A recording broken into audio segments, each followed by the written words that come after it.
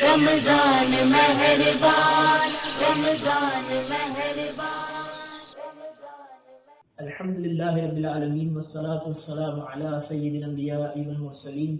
اما بعد فاعوذ باللہ من الشیطان الرجیم، بسم اللہ الرحمن الرحیم۔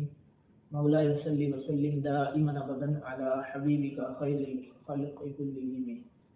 ناظرین کرام، آج کی اس ویڈیو میں ہم نماز کے حوالے سے گفتگو کریں گے اور چند ان غلطیوں کی نشاندہی کریں گے کہ جو عمومی طور پر پائی جاتی ہیں۔ علم کی کمی کے باعث ایسی غلطیاں ہم سے ہو جاتی ہیں جن کے سبب جو عمل ہم کر رہے ہوتے ہیں، مثلا نماز پڑھ رہے ہیں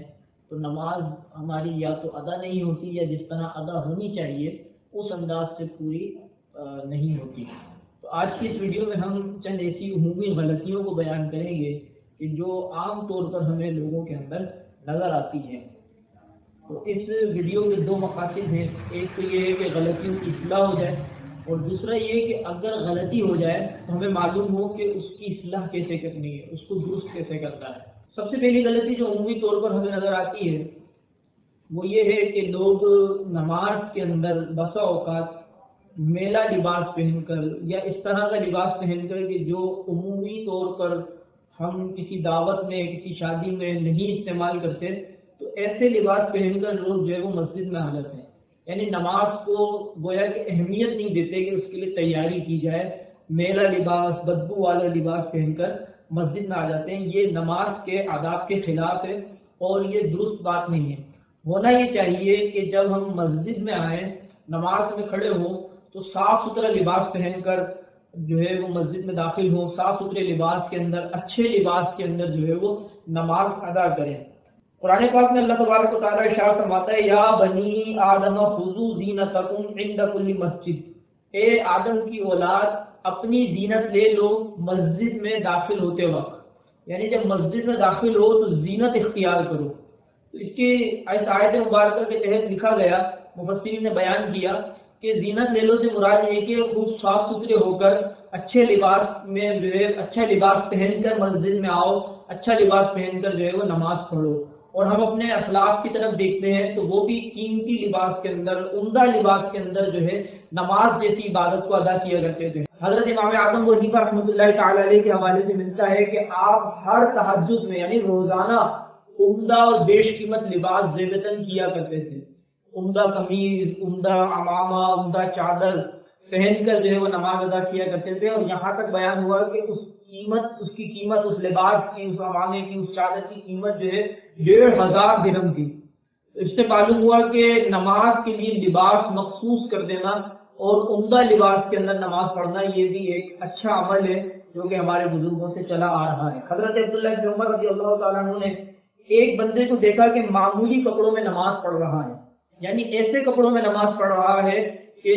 جس کپڑوں کو پہن کر انسان کہیں آتے جاتے شرماتا ہے۔ تو آپ رضی اللہ تعالیٰ عنہ نے اسے مخاطب کرتے ہوئے کہا کہ کیا خیال ہے اگر تمہیں فلاں بندے کی طرف بھیجا جائے تو یہی کپڑے پہن کر چلے جاؤ گے؟ تو اس نے کہا نہیں۔ آپ رضی اللہ تعالیٰ عنہ نے ارشاد فرمایا کہ اللہ تعالیٰ زیادہ حقدار ہے کہ اس کے لیے زیب و زینت اختیار کی جائے، یعنی ہم لوگوں سے تو بڑے عمدہ لباس میں ملتے ہیں، لوگوں کے سامنے تو بڑا تیار ہو کر جاتے ہیں، کسی شادی کی تقریب میں جانا ہو، کسی بڑے افسر سے ملنا ہو، کہیں پر جو ہے اہمیت کا کوئی کام ہو تو ہم بڑا تیار ہو کر جاتے ہیں۔ تو اللہ تبارک و تعالیٰ کی بارگاہ میں جب جا رہے ہیں تو پھر ہمیں چاہیے کہ ہم زیادہ اہتمام کر کر صاف ستھرے ہو کر اچھا لباس پہن کر مسجد میں جائیں، مسجد میں بدبودار کپڑے لے کر، مسجد میں بدبودار منہ لے کر جو ہے وہ داخل نہ ہو، یہ غلط معاملہ ہے۔ بعض لوگ جماعت کے حصول کے لیے ہمیں مسجد میں بھاگتے ہوئے نظر آتے ہیں، یہ بھی عمومی غلطی ہے کہ جماعت کے لیے ہمیں مسجد میں دوڑنا نہیں چاہیے، کہ مسجد کے آداب کے خلاف ہے۔ نبی کریم صلی اللہ تعالی علیہ وسلم نے اس سے روکا ہے۔ آپ نماز پڑھا رہے تھے تو پیچھے کچھ شور جو ہے آپ محسوس ہوا، شور ہوا، تو آپ صلی اللہ تعالی علیہ وسلم نے پوچھا کہ یہ کیا ہوا ہے؟ لوگوں نے جواب دیا کہ ہم نے نماز کے لیے جلدی کی ہے، یعنی ہم جو دوڑے ہیں اس سے شور پیدا ہوا ہے، اور ہمارا دوڑنے کا مقصد یعنی مسجد میں بھاگنے کا مقصد یہ تھا کہ ہم جماعت کو حاصل کر لیں، تو آپ صلی اللہ علیہ وسلم نے فرمایا ایسا نہ کرو، جب نماز کے لیے آؤ سکون اور وقار کے ساتھ آؤ، جو نماز تمہیں مل جائے وہ پڑھ لو، جو نہ ملے وہ بعد میں پوری کر لو، یعنی مسجد میں دوڑو مت۔ آج ہم دیکھتے ہیں لوگ جو ہے وہ رکعت کو حاصل کرنے کے لیے مسجد میں دوڑ رہے ہوتے ہیں۔ اچھا یہاں پر ایک شرعی مسئلہ بھی عرض کر دوں کہ بعض لوگ تو اتنی عجلت میں ہوتے ہیں، دوڑتے ہوئے آتے ہیں، امام صاحب رکوع کے اندر ہوتے ہیں تو وہ کیا کرتے ہیں کہ قیام کے اندر ہی، یعنی جو قیام کی تکبیر ہے اللہ اکبر جب وہ کہتے ہیں تو قیام کی تکبیر جب ختم ہوتی ہے تو وہ رکوع میں جا چکے ہوتے ہیں۔ حالانکہ شرعی مسئلہ یہ ہے کہ قیام کی تکبیر جو ہے، جو تکبیر قیام ہے وہ قیام کی حالت میں ہونا فرض ہے، یعنی اگر کسی شخص نے تکبیر کی ابتدا تو قیام کی حالت میں کی اور اس کا اختتام جب ہوا کہ وہ رکوع میں جا چکا تھا تو پھر ایسے شخص کی نماز شروع ہی نہیں ہوئی۔ تو درست طریقہ یہ ہے کہ پہلے ایک تکبیر کہہ لیں اللہ اکبر، ہاتھوں کو چھوڑ دیں کیونکہ ہاتھ اس صورت میں باندھے جاتے ہیں جب کچھ پڑھنا ہو، اور پھر اس کے بعد دوسری تکبیر کہہ کر رکوع میں شامل ہوں، اور دوسری تکبیر جو ہے وہ سنت ہے، پہلی تکبیر ایک فرض ہے۔ تو بعض لوگ عجلت کے اندر، جلدی کے اندر ایک ہی تکبیر کہتے ہیں اور وہ بھی قیام کی حالت میں نہیں کہتے، قیام کی حالت میں تکبیر شروع کرتے ہیں اللہ اکبر جب کہتے ہیں تو وہ رکوع میں جا چکے ہوتے ہیں، ایسے لوگوں کی تو نماز ہی نہیں ہوتی۔ اچھا بعض لوگوں کو تو میں نے یہ دیکھا عجیب معاملہ کہ امام صاحب رکوع سے اٹھ گئے لیکن وہ پھر بھی جو ہے تکبیر کہہ کر زبردستی رکوع میں شامل ہو جاتے ہیں۔ تو یہ بھی ایک عجیب معاملہ ہے کہ امام صاحب جب رکوع سے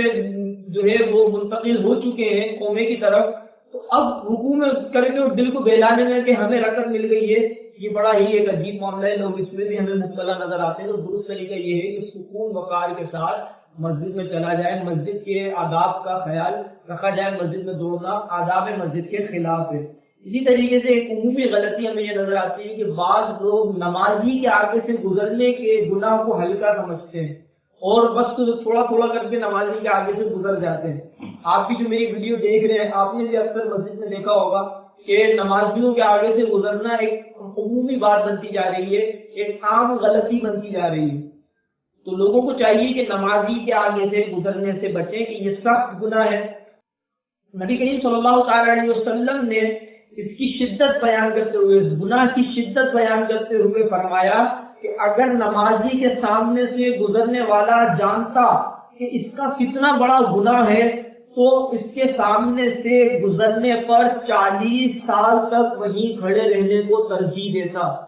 یعنی آپ صلی اللہ تعالی علیہ وسلم نے اس کی شدت بیان کی کہ 40 سال تک کھڑے رہنے کو ترجیح دیتا، نمازی کے آگے سے نہیں گزرتا۔ تو لوگوں کو چاہیے کہ نمازی کے آگے سے گزرنے کے معاملے میں احتیاط کریں، اس سے سخت اجتناب کریں، بچیں۔ اور جو لوگ راستے میں نماز شروع کر دیتے ہیں انہیں بھی چاہیے کہ وہ ایسی جگہ پر نماز ادا کریں کہ نمازیوں کے گزرنے کی جگہ نہ ہو، لوگوں کو تکلیف کا سامنا نہ ہو۔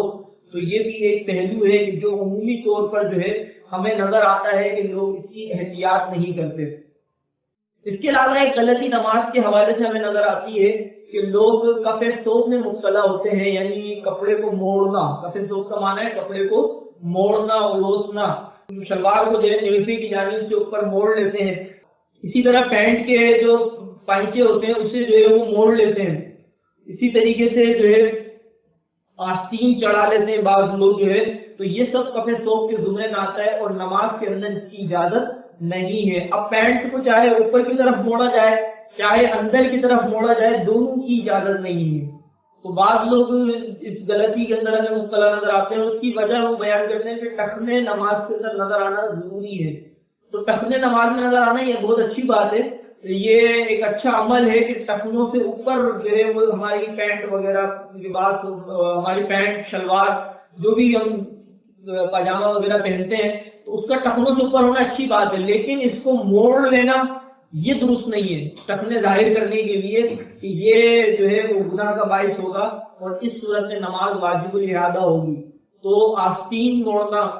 ایک آستین بھی اگر آدھی کلائی سے زیادہ موڑ لی تو اس صورت میں بھی جو ہے وہ نماز کو دوبارہ دہرانا پڑے گا۔ اور اسی طرح پینٹ کے حوالے سے میں نے مسئلہ عرض کیا تو یہ منع ہے، کف ثوب کے زمرے میں آتا ہے۔ مسلم شریف میں ہے نہی النبی ان یکف شعرہ و ثیابہ، نبی کریم صلی اللہ تعالی علیہ وسلم کو بالوں اور کپڑوں کو اڑوسنے سے منع کیا گیا۔ بعض لوگ سجدے سے یا رکوع سے اٹھتے ہوئے دونوں ہاتھوں سے قمیض وغیرہ درست کرتے ہیں، اس سے بھی بچنا چاہیے، یہ بھی درست طریقہ نہیں ہے، اس سے بھی اجتناب کرنا چاہیے۔ اس کے علاوہ تعدیل ارکان کے حوالے سے ہمارے یہاں ایک عمومی غلطی پائی جاتی ہے کہ لوگ اتنی عجلت کے اندر نماز پڑھ رہے ہوتے ہیں بسا اوقات کہ قوما اور جلسے میں ٹھہرتے نہیں ہیں، یعنی اطمینان کے ساتھ قوما اور جلسہ نہیں کرتے، تعدیل ارکان کا خیال نہیں رکھتے، تو اس صورت میں بھی نماز واجب الاعادہ ہوتی ہے۔ اب لوگ کیا کرتے ہیں کہ رکوع سے اٹھتے ہیں اور ابھی صحیح سے وہ کھڑے بھی نہیں ہوتے، قوما صحیح سے ہوا بھی نہیں ہوتا کہ وہ فوراً سجدے میں چلے جاتے ہیں، سجدے سے اٹھتے ہیں تو ابھی جلسہ یعنی بس اٹھتے ہیں اور فوراً دوبارہ سجدے میں چلے جاتے ہیں، تو اس صورت میں بھی نماز واجب الاعادہ ہوتی ہے۔ یہ ایک ایسی غلطی ہے جو عام طور پر ہمیں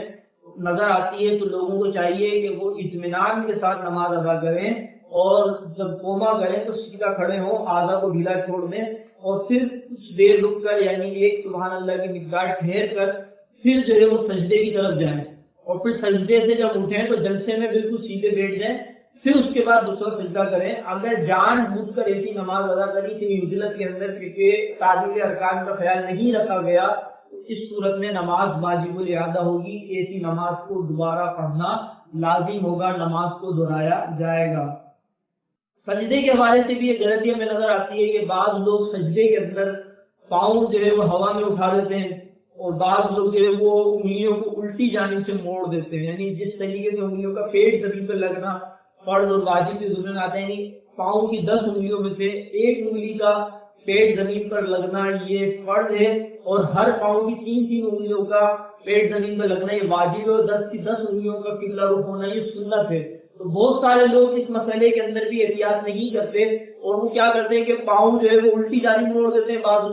بعض لوگ ہوا میں معلق کر کے جو ہے وہ سجدہ کرتے ہیں، تو ان صورتوں کے اندر بھی سجدہ نہیں ہوتا۔ اگر ایک انگلی کا پیٹ بھی زمین پر نہیں لگا تو نماز نہیں ہوگی۔ تو ایسے لوگوں کو چاہیے کہ وہ اس حوالے سے بھی احتیاط کریں۔ تو اس حوالے سے بڑی سستی نظر آتی ہے لوگوں کے اندر، کہ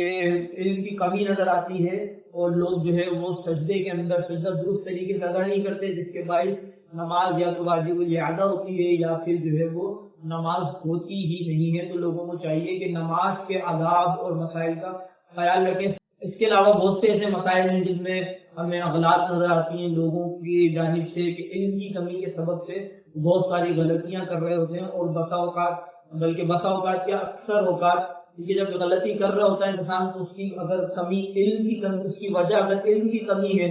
تو پھر ظاہر ہے کہ اسے اپنی غلطی کا شعور بھی حاصل نہیں ہوتا۔ تو ہمیں چاہیے کہ نماز جیسی اہم عبادت کے جو ایمان لانے کے بعد جو فرائض کے اندر سب سے اہم ہے، تو اس عظیم عبادت کو ادا کرنے کے لیے ہم علم حاصل کریں، علم کی طرف راغب ہوں، اور مسائل شرعیہ سیکھ کر جس طریقے سے نماز پڑھنے کا حق ہے اس طریقے سے ہم نماز پڑھیں۔ اللہ تبارک و تعالی ہمیں خشوع و خضوع کے ساتھ نمازیں پڑھنے کی اور تمام احکام شرعیہ کو ملحوظ رکھتے ہوئے نماز ادا کرنے کی توفیق عطا فرمائے۔ آمین بجاہ نبی صلی اللہ علیہ وسلم۔